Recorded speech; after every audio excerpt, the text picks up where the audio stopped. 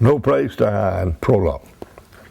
Back before the days of massive communication systems, an individual who was in control of almost any logging operation had, through necessity, the problem of controlling things when he was not present at the scene of that operation. If you were not able to be continually present at the scene of all phases and you were still held responsible for them, you had to make some arrangements. Different people handle such a system in several different ways.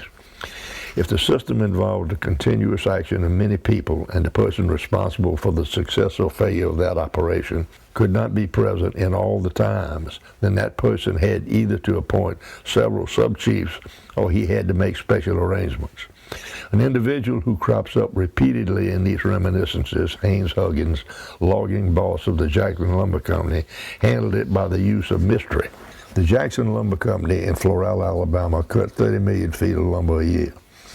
At the same time, they sold poles and piling from the land. All the logging they did was by rail, and in the conduct of railroad logging, they had 200 people in the woods cutting down trees, limbing them, turning them into logs, and then skidding the logs by either steam skidder or animal to a company-operated railroad. Logs were loaded on flat cars at that point and transported to the mill in Lockhart. There were an additional 200 people engaged in taking up the tracks in one location and simultaneously laying down tracks in the area to be logged next. Huggins had responsibilities for both the rail system and the logging system, a total of 400 people. And the system covered 6,000 acres a year, almost 10 sections of land. There were virtually no roads to speak of except the railroad, and only a rudimentary system of telephones and telephone lines strung by the company along the rail tracks that carried the logs from the woods to the mill. But this was not only from the logging camp to the sawmill. There was no communication system between the people in the woods and the mill. No radio communications at all. No cell phone, no email, no regular mail, not even carrier pigeons. You wanted to tell a man something, you either did it in the morning before the logging crews left the logging camp, or you sent him a note by a messenger who rode out to the woods on a mule to tell him. You could possibly send him a note of instructions by the logging train engineer, or if the log train had already left the woods, you could ride out and tell him yourself. Even if you had a string of sub-chiefs in certain locations, all instructions for the day or changes found to be necessary after the crews left had to go to the woods and be delivered by word of mouth. Huggins and most other logging supervisors operated by never telling anybody where they were going to visit, any part of the operation, or what they were going to look at when they got there.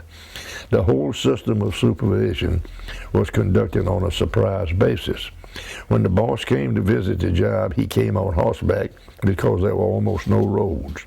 No one knew when he was coming, or if he was coming, or what he wanted to look at after he got there. The whole thing operated on the principle of Jesus is coming, look busy. Since you didn't even know he was coming, you felt he was behind a bush watching you all the time, and there was no such thing as naps after lunch. Contrast that with the system in operation today, where logging crews have instant communication in all directions, email any place, anytime, to include photographs on the same basis. Requests for things like additional instructions, requests for supplies, deliveries of small pieces of equipment by helicopter, and the evacuation of injured loggers are all handled today by the push of a button. Logging superintendents who relied upon the expectation of surprise visits to their assistant control no longer need secrecy. They simply click on their cell phone and ask for what they need. Huggins and almost all the rest of his generation of logging bosses would be outraged. It would seem to them that a degree of command had been taken away and that nosy, interfering people would have unnecessary access to their business. Worst of all, those psychological studies about what kind of people make good loggers, what were the conditions they best operate under, and how can they best be motivated was simply pure witchcraft. You simply told a sawhand what to do and he did it, and you ought to keep all that psycho stuff for the classroom. If I had told Huggins I used things like demographic analyses of people to judge either turkey hunters or loggers, he would have been as shocked as if I had told him I enjoyed kicking children, little girl children with blue eyes and blonde hair.